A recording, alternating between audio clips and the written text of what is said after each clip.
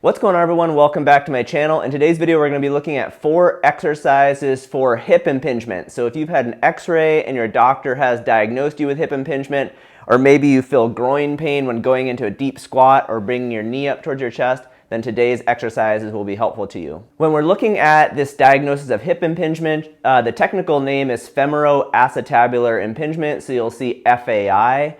Like I said in the beginning, this is diagnosed via an x-ray, and what doctors will see on the x-ray is a bony overgrowth. It can either happen on your femur, the long bone of your leg, or on the socket on the acetabulum. So you really have to have an x-ray to tell.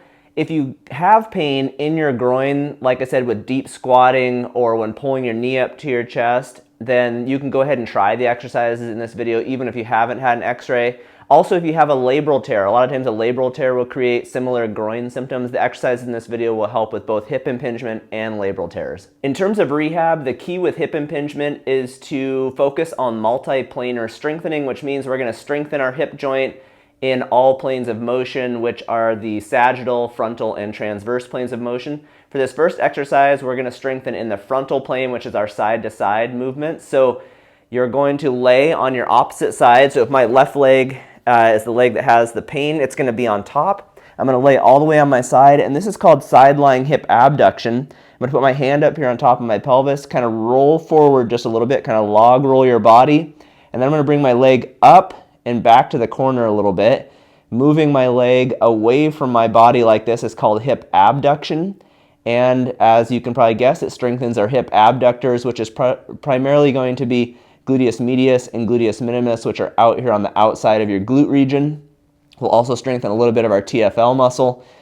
But this is an area that we see a lot of weakness in people in general, but also when they have hip pain conditions.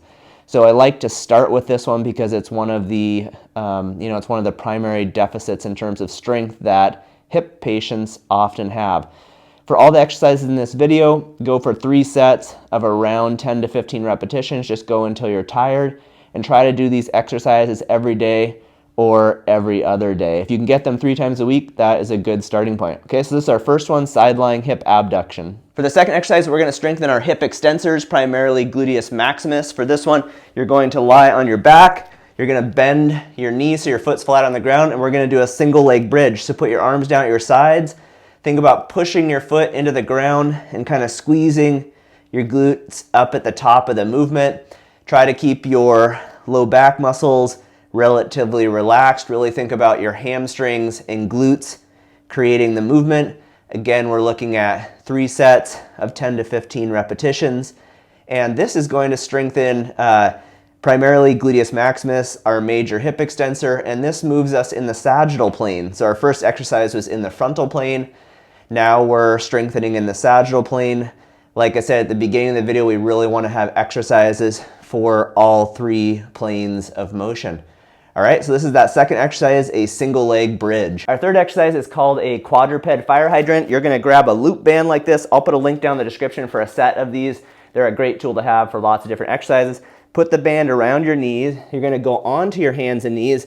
And again, I'm targeting my left side.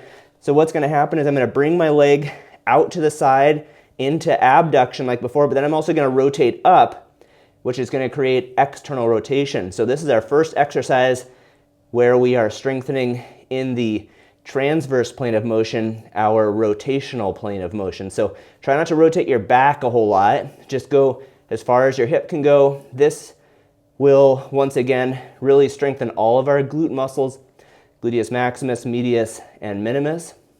This one can be pretty tiring. And with all these exercises, even if you only have pain on one side, I'd really recommend doing them on both sides. It's a great way to switch off and let the leg rest. And we have research showing that going over and strengthening the other side can, through something called the cross-transfer effect, can actually help our involved side. Sometimes patients will say that when they strengthen the other side, it kind of helps their brain figure out how to do the movement.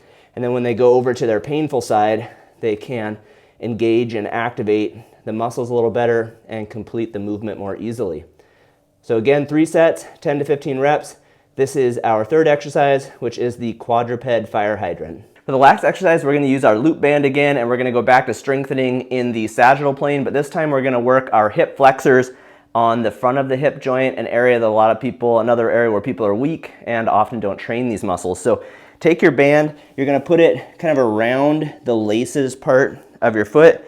You're going to stand near a wall or a chair in case you need balance. And then what I'm going to do is bring my involved side up into hip flexion. The resistance wants to pull my leg down, so my hip flexors have to overcome that resistance. I'm going to go through that full movement, hold for a second at the top. You can do a little isometric here. If you hit a point that's painful, just go through the range of motion that is comfortable for you. And again, you're looking at that 3 sets of 10 to 15 repetitions. This will help to strengthen our psoas muscle, psoas major and minor, and a muscle called iliacus, basically our iliopsoas group, which are our primary hip flexor muscles. Okay, so go ahead and work through that one. With all 4 of these exercises, you've basically got exercises for the frontal plane, the sagittal plane, and that rotational or transverse plane. Thanks for checking out today's video. I hope you find the exercises to be helpful. My book is available on Amazon and Barnes & Noble. It has programs for the most common orthopedic pain issues and injuries. Each body region has its own chapter.